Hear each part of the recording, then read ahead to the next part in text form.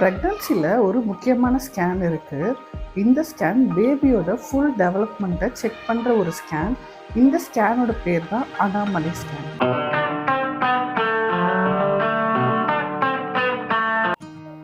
Hi guys, welcome back to just life upload. இன்னைக்கு வீடியோவில் நான் உங்கள் கூட என்ன எக்ஸ்பிளைன் பண்ண போகிறேன் அப்படின்னா, அனாமலி ஸ்கேன்னா என்ன, அந்த ஸ்கேன் எப்போ எடுப்பாங்க, அண்ட் இதில் என்னென்னலாம் செக் பண்ணுவாங்க, என்னோட எக்ஸ்பீரியன்ஸ் என்ன இந்த ஸ்கேன் எடுக்கும் போது அப்படின்ற இன்ஃபர்மேஷனை இந்த வீடியோவில் நான் உங்கள் கூட ஷேர் பண்ணேன். அனாமலி ஸ்கேன்னா என்ன?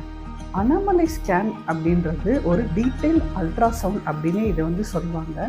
இது உங்கள் பேபியோட ஆர்கன் டெவலப்மெண்ட்டை செக் பண்ணுற ஒரு ஸ்கேன். இது நார்மல் ஸ்கேனை விட ரொம்பவே டீட்டெயில்டாக இருக்கும். ஸோ அதனால தான் இந்த ஸ்கேன் ரொம்பவே இம்பார்ட்டண்டான ஸ்கேன் அப்படின்னு சொல்கிறாங்க. இந்த ஸ்கேனில் தான் நம்மளுக்கு பேபியோட ஆர்கன்ஸ் எந்தளவுக்கு க்ரோ ஆகிருக்கு, ஏதாவது ஆர்கன்ஸ் க்ரோ ஆகலையா அப்படின்றது தான் மோஸ்ட்டாக இதில் நம்மளால் ஃபைன் பண்ண முடியும். எல்லாத்தையும் நம்மளால் கண்டுபிடிக்க முடியும்னு இல்லை, மோஸ்ட்டாக அக்யூரேட்டாக இந்த ஸ்கேனில் நம்ம கண்டுபிடிச்சிடலாம்.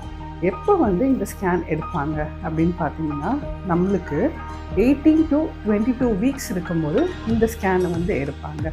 மோஸ்ட் ஆஃப் த டாக்டர் இந்த ஸ்கேனை 19 இல்லைன்னா 20th வீக் ரெக்கமெண்ட் பண்ணுவாங்க. என்னோட டாக்டர் எனக்கு 20th வீக் சஜஸ்ட் பண்ணாங்க. நான் 20th வீக் தான் இந்த ஸ்கேன் எடுக்க போனேன்.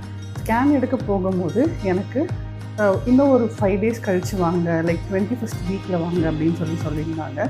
ஏன்னா அந்தளவுக்கு பேபியோட க்ரோத் தெரியல அப்படின்னு சொல்லிட்டு. ஸோ நான் 21st வீக் அப்போ போயிருந்தேன்.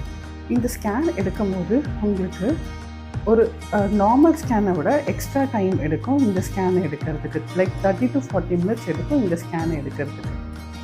அனாமலி ஸ்கேனில் என்னென்னலாம் செக் பண்ணுவாங்க? இந்த ஸ்கேனில் நம்மளுக்கு பேபியோட பிரெயின், ஹார்ட்டு, ஸ்பைனு, அதுக்கப்புறமா பேபியோட லெக்கு, ஹேண்டு அண்ட் ப்ளசண்டாவோட பொசிஷன் எப்படி இருக்குது, அண்ட் பேபியோட கிட்னி எப்படி இருக்குது, அண்ட் இது எல்லாமே செக் பண்ணுவாங்க. இது இல்லாமல் ஆம்னியாட்டிக் ஃப்ளூயிட் எவ்வளோ இருக்குது அப்படின்றத செக் பண்ணுவாங்க. இது கம்ப்ளீட்டாக பேபியோட க்ரோத்தை செக் பண்ணுறதுக்கு, க்ரோத் கரெக்டாக இருக்கா அப்படின்னு செக் பண்ணுறதுக்கான ஒரு ஸ்கேன். மோஸ்ட்டாக அக்யூரேட்டாக எல்லாமே நம்மளுக்கு தெரிஞ்சிடும். ஸோ இந்த ஸ்கேனுக்கு போகும்போது நம்மளுக்குமே ஒரு பெரிய ரிலீஃபாகவே இருக்கும் இந்த ஸ்கேன் முடிச்சுட்டு வரும்போது.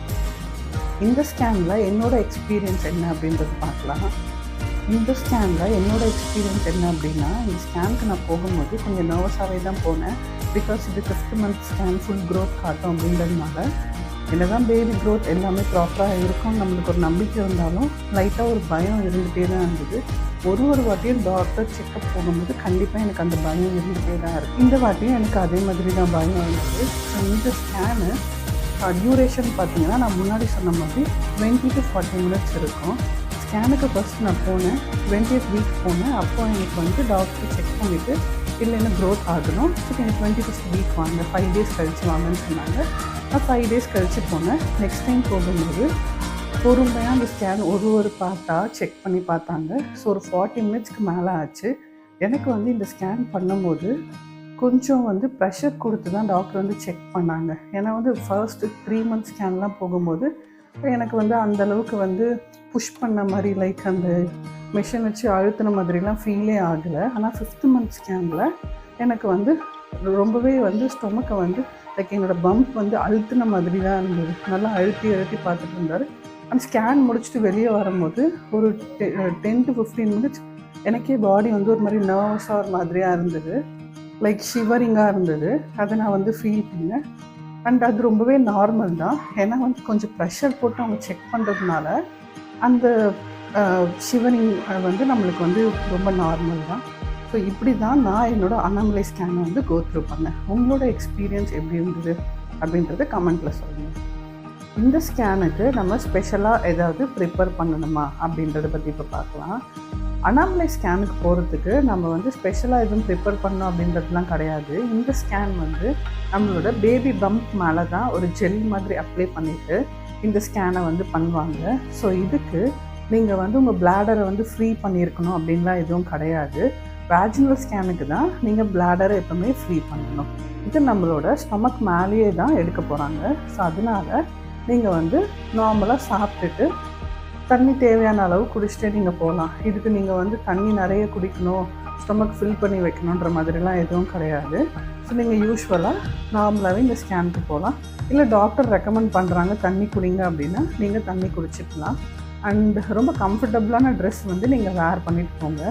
எப்போவுமே டாக்டர் செக்கப் போகும்போதும் ஸ்கேனுக்கு போகும்போதும் கம்ஃபர்டபுளான ட்ரெஸ் போட்டு போனோம் அப்படின்னா நம்மளுக்குமே ரொம்ப ஃப்ரீயாக இருக்கும். ஸோ அதனால் நான் வந்து எப்போவுமே கம்ஃபர்டபுளான ட்ரெஸ்ஸஸ் தான் வந்து ப்ரிஃபர் பண்ணுவேன்.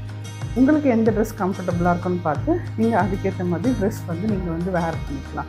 இந்த ஸ்கேனோட டியூரேஷன் வந்து ரொம்ப லென்த்தியாக இருக்கும்.